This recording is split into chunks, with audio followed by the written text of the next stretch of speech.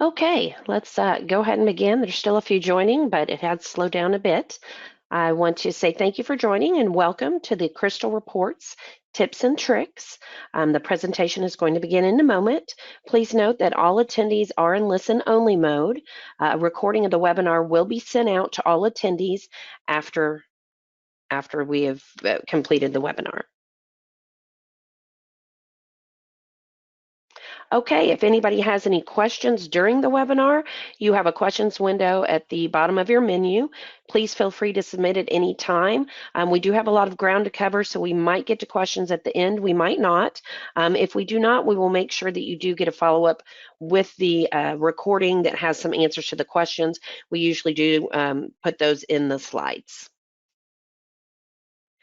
All right, about Emed Apps. Emed Apps is a healthcare information technology services company providing practices, clinics, and hospitals with a full range of services as well as a suite of products that are designed to increase efficiency and facilitate communication. We were founded in 1999. We work as a partner with NextGen since about 2001. We work as a subcontractor for NextGen. We serve healthcare clients across the USA, and we provide service and products for NextGen clients. While we partner with NextGen, we also offer many services and products that are EHR agnostic. Today's presentation will be focused on Crystal Reports, but they will be shown in NextGen if we're showing any EHR. All right, be sure to follow us also on all of the social media platforms. We're on Facebook, Instagram, Twitter, and LinkedIn. We also have many of our videos on our YouTube channel. Just look for each one for Emed Apps. All right, about our presenter today. We have Vicki Wieronski. She has been with Embed Apps since 2013. She's a senior application specialist and has over 30 years of experience in healthcare. She loves boating, jet skiing, being outdoors, and playing with her English Mastiffs, Norris and Steve, as you see in this beautiful picture. Go ahead, Vicki, take it away. Thanks, Holly. Hello, everyone. I'm so happy you could join us for the webinar and hope you find this helpful, whether you have never used Crystal Reports, new at using Crystal, or an expert in your field. I'm going to show you just some basic startup areas and tips and tricks for Crystal Reports. And what is Crystal Reports? Crystal Reports is a SAP add-on report builder in which you can create or modify reports. This webinar is meant to be at a beginner level and should provide you startup basics. And if you are an advanced user of Crystal Reports, I'm hoping that you'll get at least a few takeaways from our session today. Some of the areas that we'll cover is the report body and sections and how to use parameters efficiently, creating and inserting sub-reports within your report, and lastly, some tips. So preparing the report. First, you want to identify what data connections, where's the data that, where it's coming from. Is it coming from a data warehouse? Is it coming from your EHR? Is it coming from Excel? Is it coming from Access? You need to determine this and will want to navigate to your database expert and browse your data source. The available data sources are either under My Connections or you can create a new connection. There are many ways to connect in which, depending on what your data source is, you will want to select that connection. For our purposes here, I'm going to be using the ODBC RDO. Some common data source types are tables, views, stored procedures, and an internal command that you actually create dynamically in Crystal. When you actually do connect to your data source, you'll want to right-click and go to the options, which if I right-click on my new connection here or up into my current connections, there's a pop-up menu that has options and refresh. If you click on your options, you're allowed Data Explorer filters, which you can drill down and get to specific tables because some of the data sources and the objects are quite large. And there is crystal limitation, so you may not be able to see all your tables from A to Z.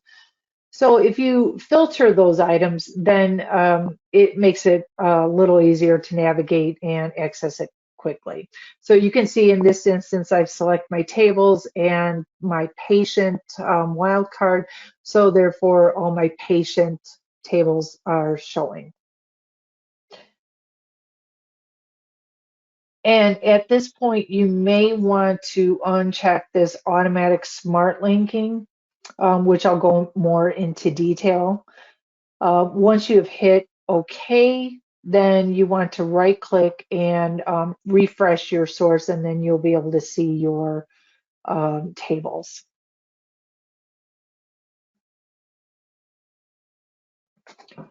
So the next is after you're connected to your source, you want to set up your link options if you have more than one object. So what is the relationship between themselves? There are two ways you can link them. You can do smart linking or manual linking. And now remember, I had to uncheck that automatic smart linking. This is where it is relevant. And if I let Crystal Reports determine the relationships, they may not be correct. As you can see in the example, the patient table and the patient encounter were auto-linked by create and modify timestamps. This is not correct, and your output will not be valid. So at times, if you know your data, manual linking is a better choice. Otherwise, let Crystal do the smart linking and review it. And secondly, how do you want your join enforced? There's inner joins, table to table, object to object, left outer joins, right outer joins, or full outer joins. Then inner join is where it's going to be one-to-one. Left outer join is one to many, and right outer join would be everything that goes from the right to everything inclusive to the right, and then only what is relevant to the left, and then your full outer join. Then we have our enforced joins. So what are enforced joins? So there's four options. Non-enforced, which is your default option for the Crystal Reports, which is the link will only apply if explicitly in the select statement. So as you build your report, it's actually behind the scenes creating a select statement for your data. Then there's enforced from. This link is used when the to table is used by the select and join is enforced. And then enforced to, the link is used when the from table is used by the select and the join is enforced. Then enforced both is when the link is enforced whether you use the to or the from tables. So in this example, I built my report, and this is the select statement behind the scenes, that I'm selecting fields from table A, but I'm joining it with table B, and I only want to see table B's billable indicator as an equal to Y. But without the enforced join, your report may just look at this select item with your table A fields, and just from the table A, it won't even account for the billable indicators where selection. So let's do a demo on. So what we're going to do is we're going to start a new report. Here is my browse data source and my connections. And then I also have my create current sections or connections. Right now, if I were to go in here, it's going to say, what do I want to connect to? I am going to select my data source name, which for, again, this instance, we're using ngprod NextGen, but this could be any, your data warehouse, your access, your Excel files, etc. And then once I select that, it's going to ask me for the logon credentials. So for that, I am going to do my logon, and then I'm going to finish, and now I am connected to my data source. So what I'll do is I'll right click now and go to my options. I want to look for maybe just my tables. So I'm going to just look for my patient table, my P tables, and then I've got my automatic smart linking turned off. And then I'll want to refresh if it doesn't refresh automatically, but I'll do that. Let's do that. I don't know why it did that. Let's go here. Oh, sorry about that.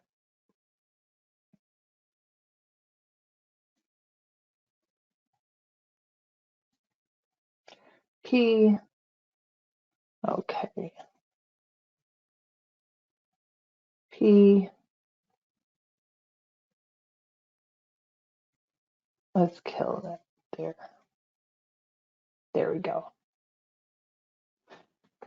Okay, so now we're going to look for the person table and select that over, and then we'll look for the patient table and move that over. Hit OK. And now this is where if the smart linking was turned on, I would have arrows, lines from left to right, which I do not. So let's do this and we'll look for our person, which these are in alphabetical order. There we go, person ID and then person ID.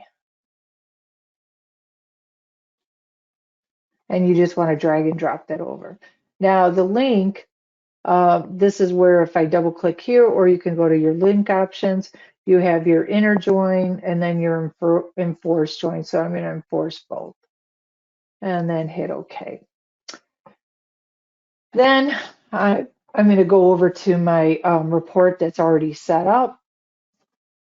And then this is how I would have my system already set up. So I already have my tables here and my links already connected.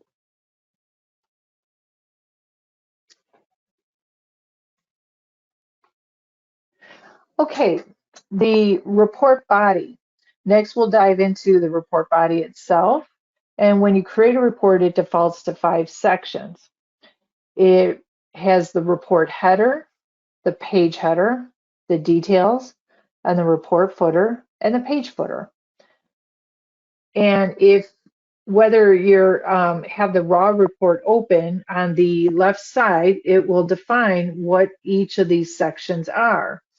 So you can actually right click anywhere in this blue area and go to section expert.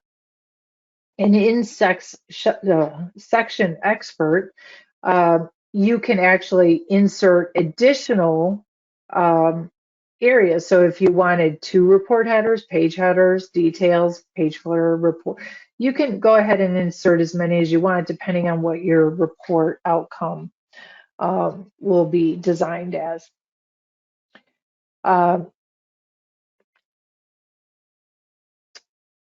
You also can, at this point, do a forced or conditional suppression of the section.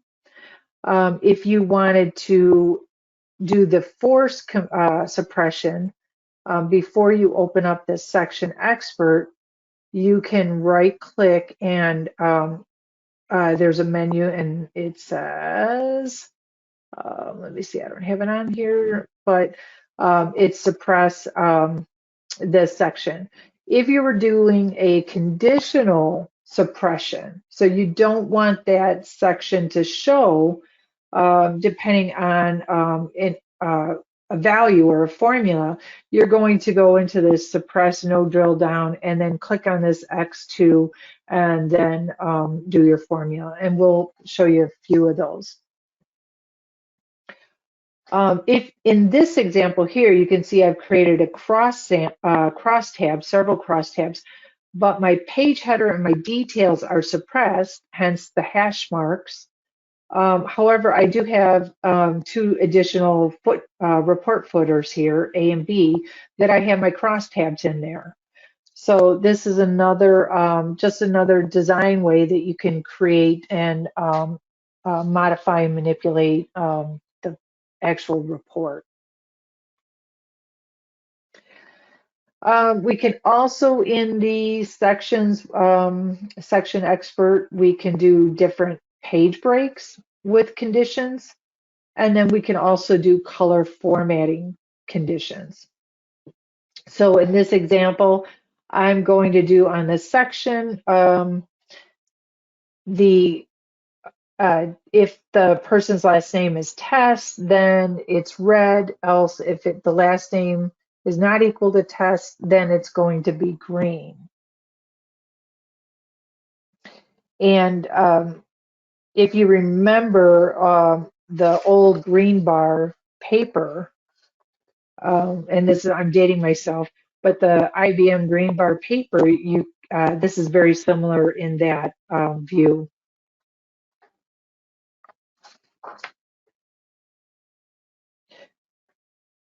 We can also, the formatting for the sections in Crystal Report is very similar to any other application in MS Word.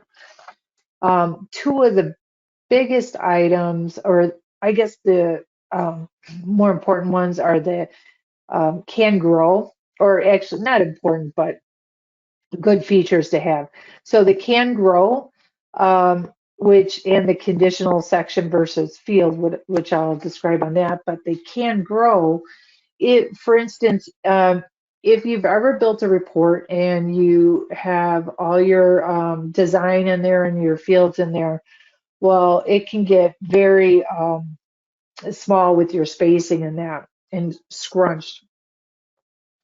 So if you mark the can grow and say you have a medication or something that's more than, say, 30 or 50 characters, if you select the can grow and then give it the horizontal space, then that field will actually turn around and wrap and show the actual all the data. As for conditional sections versus field, so I can do a conditional color formatting, which I have on here, which is my green and my red, and as I showed in the example before in the formula. But I can also take it a step further and do it on the actual last name or the first name on the field itself. So for here, I did a conditional suppression. So if the last name is Test, then I want the first name suppressed. So then right now, so if the last name is not Test, I have my first and last name. I have Grace Adler here. But on this next one, the last name is Test, or yeah, the last name is Test. So my first name is going to be suppressed. So let's talk about our report body. So you can see here, I've got my report body. I've got my my parameters and my formulas over here and my design sections here. So what I'm going to do is go into my section expert, which I can get from my left right click here, or I can go up to, let's get this over. I can actually go up here and get to my section expert or my section expert here. Either place is fine. So I can go in here and I can insert another report header if I wanted to. I can delete a section, or I can suppress it up here. And then I've got my hash marks here. Now, if I wanted to also do some color formatting, so I'm in my details, I'm going to go over to my color here, and I'm going to click on my formula X2 button. And then I'm going to put, Crystal is nice because it gives you what these colors would be. You don't have to search for them. I'm sure there's more colors out there, but what's nice is that we have them here in our comments area. So I'm just going to put a straight out like if then else statement. And then if the last name is equal to test, then it's yellow. Else, if the last name is not equal to test, then there's no color. I'm going to save and close and do OK. And then we'll look at the preview. And right now, here's my test, my yellows, and then here's my non-test, which have no color.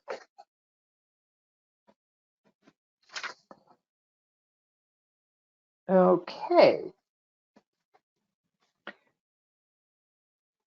I also can go ahead and insert these crosstabs in here. So if I wanted to go and create another report footer, I'm going to put it insert section below, so I can do that too without going to section expert. And then I'm going to go ahead and insert a crosstab.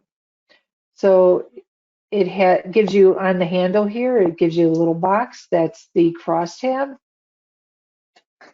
So now I'm going to go under my crosstab expert, and for this I'm going to right click in the left corner, upper corner, and go to my crosstab expert. Now, if you are aware of crosstabs at all, you know there's a columns and rows, and then what are you summarizing in that bottom corner. So for now, we're going to do the same thing as we did here with the zip. So I'm going to push locate my fields and slide it over to my row.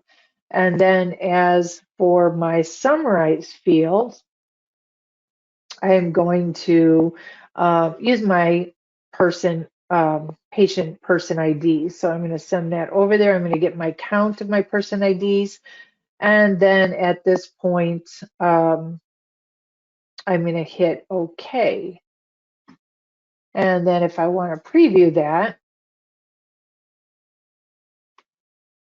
here is my summary of my zip codes. And let's see, let's go here. I'm just going to delete this, delete section, and then we're going to look at this crosstab here.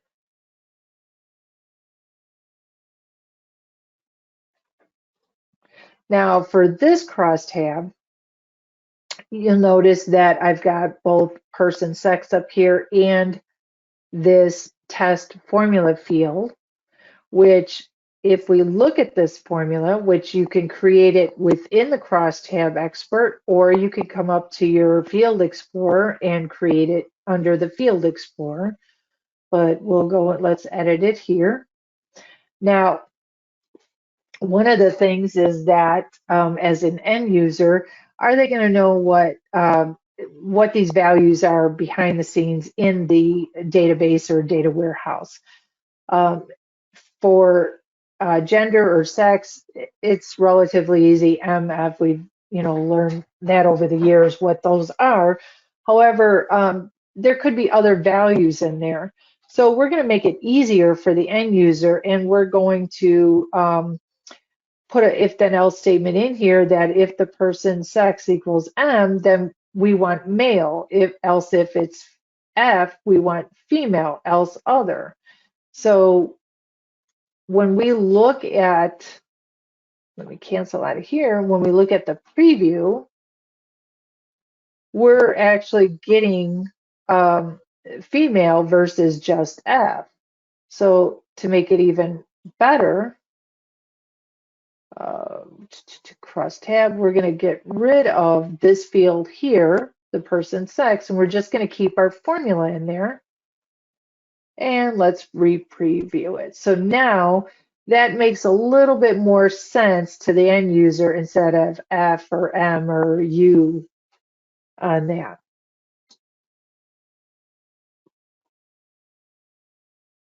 Okay, let's go. Parameters. Okay, what is a parameter? A parameter is an object you set up to pass a value to the report. So when creating parameters, you'll want to do the following. You want to create, give it a name, define the type, the list of values, whether it's static or dynamic, which is your values down in this section here. What value field? What are we looking at? And then 6, the value options. 3 of the most common ones are your prompt. You want to make sense because it inherits the name of the parameter. So if you did a B date or an E date, the end user is not really going to understand that. So you may want to say, enter the beginning encounter date, enter the end, enter the collection date, enter the order date, like that. And then either allow multiple values or range of values.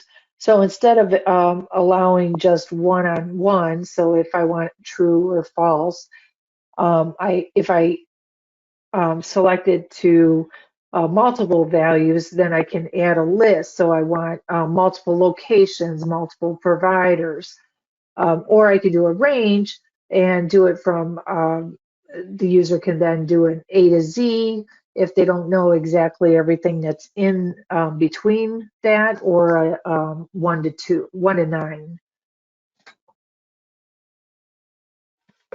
Okay, back to the list of values, a static versus dynamic.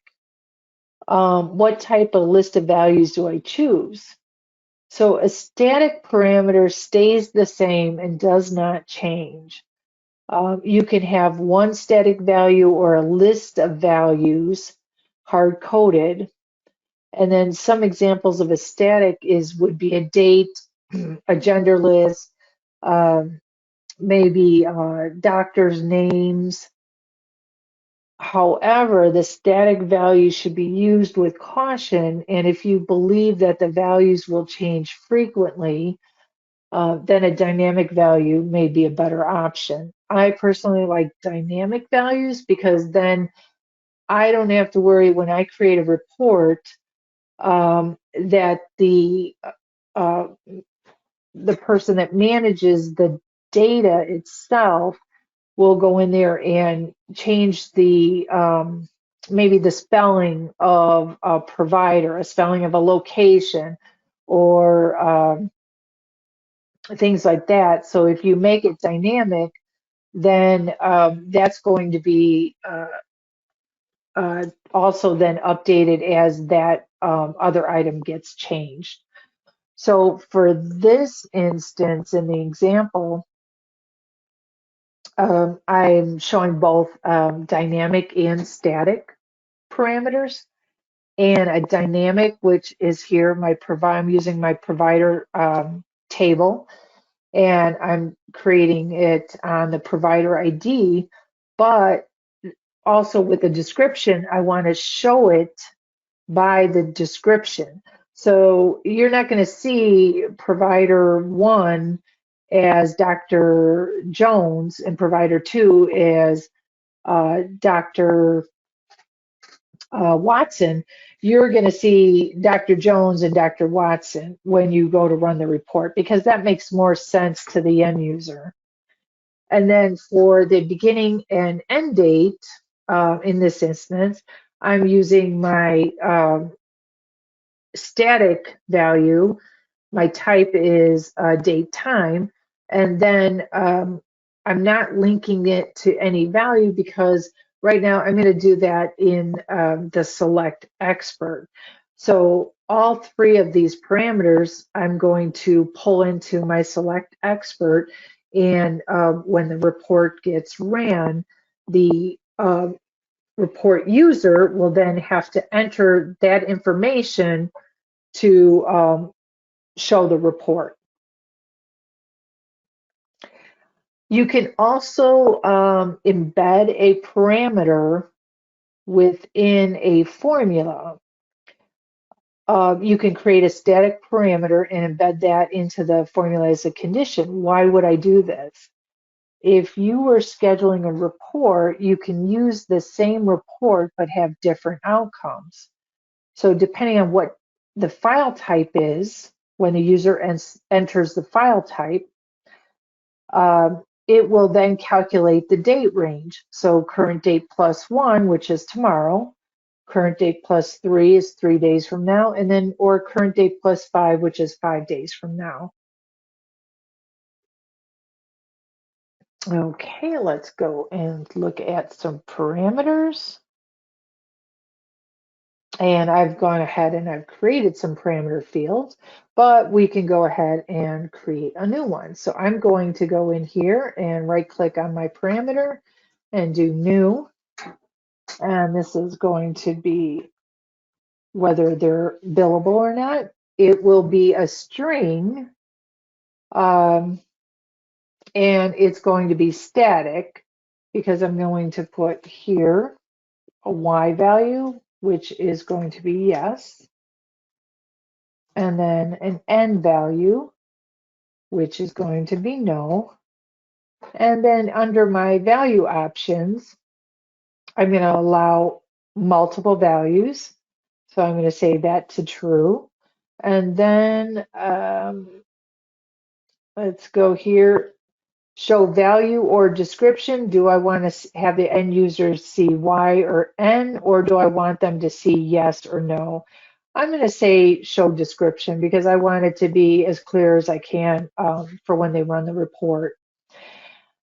And then here I can also change this to, because as I said, it inherits what I've named the parameter.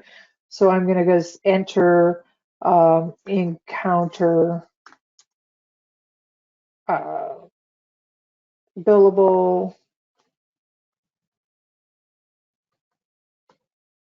maybe status as billable or not billable, or both. And prompt with description only, I'm going to put on there true because I want to see just the description. So I'm going to hit OK. Now I've got my billable, but it's not in my select expert yet. I have no little yellow doodad there. So I'm going to go up to my report and go to my select expert, go to my record. And then you can see my provider and my end and begin date for my encounter timestamp. But now I want to add that billable. So there's two ways you can do it. You can go directly into the formula editor and review, add it in there, which is something I prefer to do, but not all users like to do that. So I'm going to go up to new, and then I'm going to find my billable, patient encounter billable. I'm going to hit OK. And then what do I want? I want is equal to, and then I'm going to find my parameter there. So there's my billable parameter. And then when I look at my formula editor, see how it added it in there for me automatically. Now, if you're not sure what the values are for that particular field, remember I was kind of talking about browsing values. I can go up here and right click on that and browse that data, and it'll say there's either Y's or N's. The same thing with any of these last name. I can go in and browse the data. So then when you're doing the formulas and the parameters, you can actually go in there and review your data, so it makes it a little bit easier. So I'm going to save and close, and I'm going to hit OK. And then I'm going to refresh this report because I already have it out here. Whoops, it will not. Let me cancel that. Cancel. So I'm going to go ahead and refresh the report. And it wants me to add a beginning and end date. So I'm going to go July. This is cheating. So I'm going to go back up one and change that 1 to 2020. And I'm going to get my year out there. I'm going to use all providers. If I didn't want to use all providers, I would just select which ones I wanted to pull over, but I'm going to do all of them for right now because this is a sandbox and the data is not as refined as real data. So now here I've got my enter encounter status as billable or not billable or both. So I'm just going to say I want billable. So I'm going to put them over there and I'm going to hit OK. So now here's all my billable encounters that I've created or that I've selected. So now if I were to change that, and I'm going to prompt for my new parameter values, I'm going to remove my yes, and I'm going to click my no. And now I've got my no's, my non-billable encounters. Okay.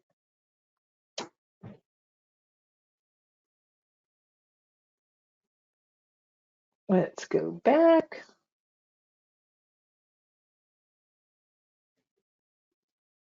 Subreports. Oh, my favorite thing. So what are subreports? You have two types. You have a unlinked subreport and a linked subreport. So an unlinked subreport, the report is unrelated to the parent report, tables and fields. It's independent. No tables are even needed on the parent report. So think of it as this way. It's a report within a report. These are great for month-end summaries, management reports. The other is a linked subreport. So this report is related and dependent on the parent report's tables and fields. So you're basically what we just worked on, parameters. You're also creating a parameter from a report to a subreport and that linkage. And this is great for showing related detail in various ways. So the unlinked subreport, which is non-related in any way to the parent report, this top portion up here, and then I have my two subreports. I have my medications and then I have my immunizations. Entirely separate data listing out medication formularies and then immunization vaccine information. Then my linked subreports, so these are related. So the parent report is related to the subreport, the child.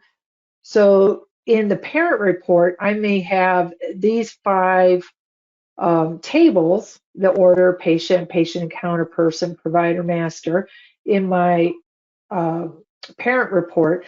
But then in my subreport, I want to go ahead and add my lab results for those orders that were done. So to do that, we have to find that common field to link. So for this instance, it's going to be the order, order module, order num. which is going to link to the lab NOR table. So let's look at sub-reports.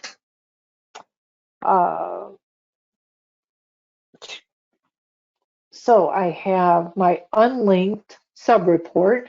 So this is two different reports that I've dragged on here. And if I look at my preview, I have my medications listed here, and then I have all my immunizations. Unrelated, doesn't matter. These are just, for instance, think of it as like inventory. If you have different, you have medication in-house inventory and then your immunization inventory. You can create sub-reports to give you those listings for each area.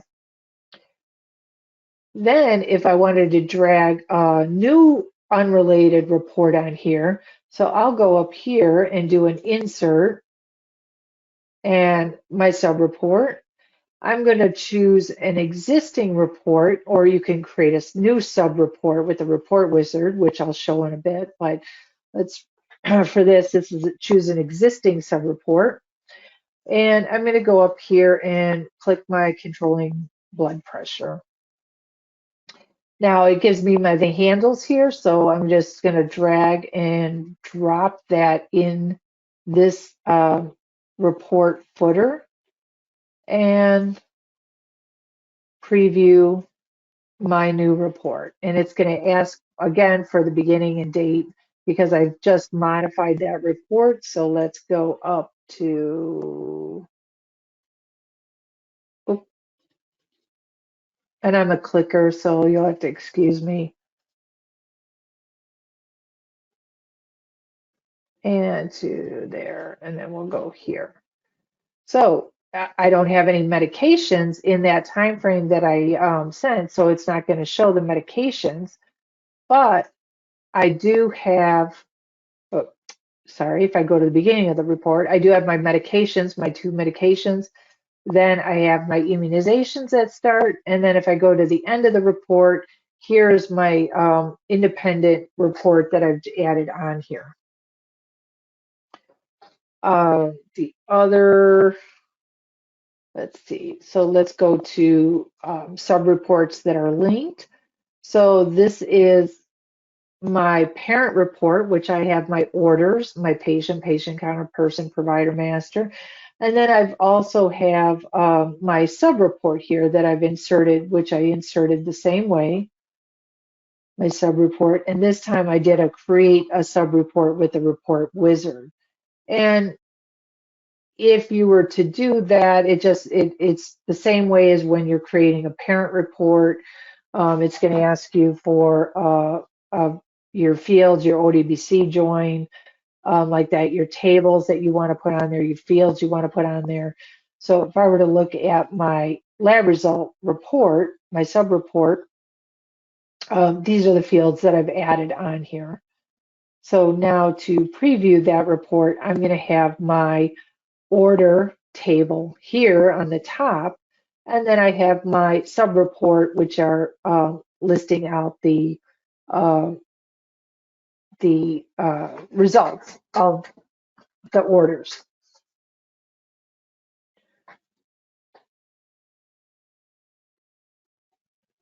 Okay, let's go up to back.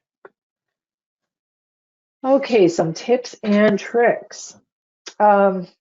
These are some of the things that I find that we forget about as we develop reports. So the browse data, which I kind of showed you a little bit, you can go ahead and browse your fields, and this is great for creating formulas, creating parameters, things like that, so you can see what your data consists of. Your preview in Zoom, you can do your print preview and zoom factor, so you can actually see what your report's going to look like in the end with the fit whole page. Your options and report options, customized formatting, data links up to date. You want to make sure you never assume that are valid if you get a stock report and you pull it in from somewhere else. You don't want to assume that those links are valid. You want to review those. And then working with null or blank values, formula values, show SQL, and distinct records. So browsing your data, we kind of hit on that. You can right click on any of those fields and review your data. Your preview in Zoom. The other one is a preview sample so that it's less intensive. You can preview if you have, thousands of records in your select data table. You can actually just preview 100 records and your performance is going to be much better. And then your Zoom, this is where if you select your fit whole page, you can actually see what the report is going to look like. And yes, that's ugly with the green and red.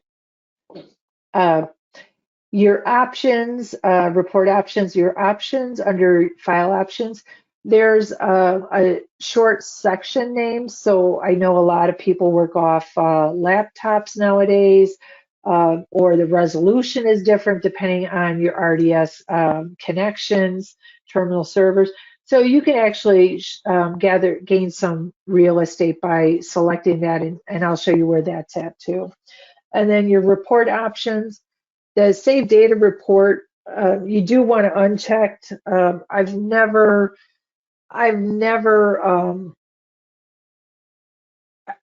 keep that active. I never have that checked because I want to make sure my report's right and the data's right in the end. So I always uncheck that and then use indexes or server for speed. That'll help with the performance on the report generating. Customized formatting, you can go in there and apply different symbols with dollar signs, how your negative is going to show, how if you want a percentage on there, and you can also do your conditional formatting. Again, you want to, if this is stock report, you want to set your, verify your database and set your data source location. So in this example, I opened up a stock report and it's saying that this table could not be found. Do you want to remove it? Well, I don't want to remove it because I need it for in the report. So that tells me that my data source location is not pointed to the right, my connection. So it's something you just want to go in there and validate. Again, ensure that your table links are valid. This is one stock report that the person and the patient encounter is not connected. I want to go in there. I want to ensure that my person table is connected to my patient encounter table. Working with nulls or blank values. If anyone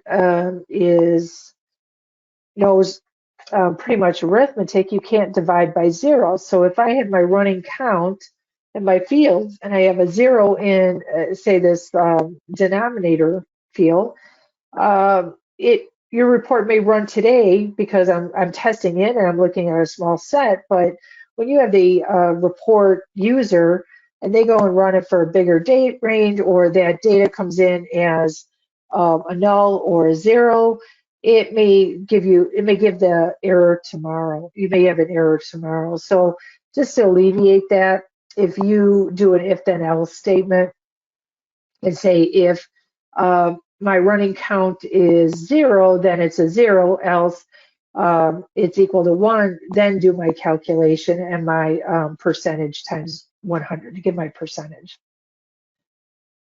And formula values, this is where we kind of touch base on that cross tab. I can actually go and take that formula and manipulate the data in the system and then use that for my report.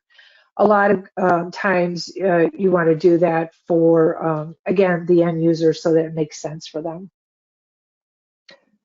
Under the database, if you're SQL savvy or you want to see what your report is actually doing, you can do the database show SQL. It will show you the select statement.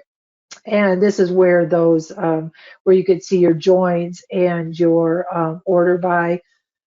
And this kind of just helps at the next level to troubleshoot what you're reviewing and why your data is not coming in, or you're getting more data than what you expected. And then it's not going to show your crosstabs, so just be aware that it's just going to show your basic record selection and on that.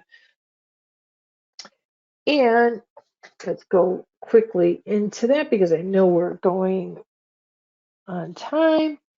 So on my browse data, I did kind of show you on that. So if I go over to my report body, and here I can look at my browse field data.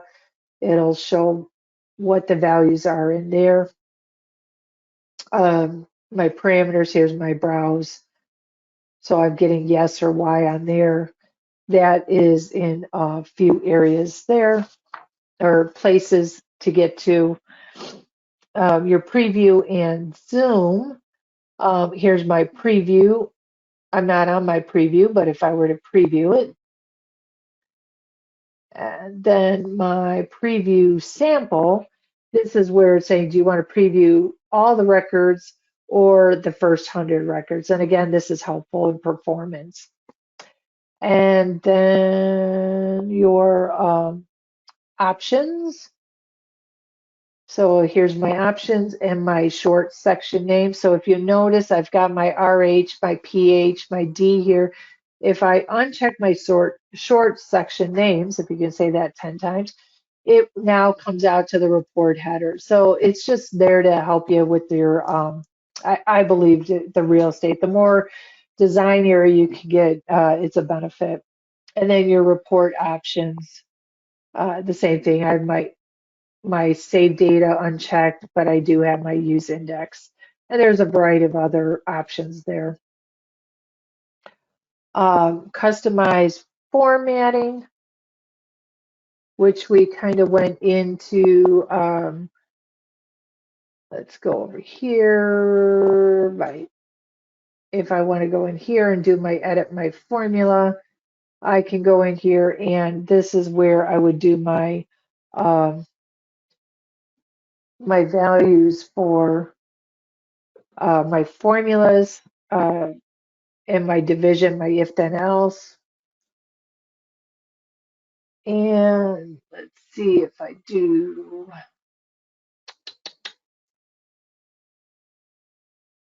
Oh, my data links. I just want to go here. Let's see. Let's go and open up this report. And we're going to check this report. So this is a stock report that I pulled in. And I'm going to verify my database. Well, it's saying that it's changed. Do I want to proceed to update the report? And I'm going to say yes. But yet it says that it cannot be found, so proceed to remove it. And I'm going to say no because I don't want to remove any of these. Now it's up to date. And this is where I'm going to go in here and set my data source location. And I'm going to connect it actually with my data source because I have no idea where this report data source came from. So I'm going to hit OK, and then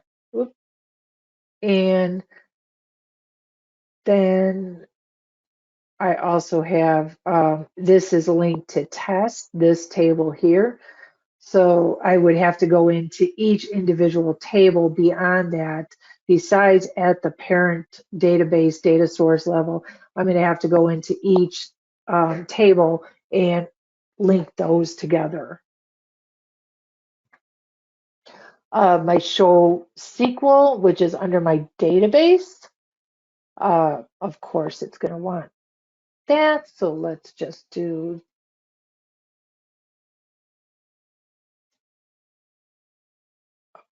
Hold on, I don't want that one. Sorry. I'm going to go back over to this report body and then show SQL. And there's my SQL behind the scenes. And this gets built as you're creating the report. And then my select distinct records I have shown on. or clicked on.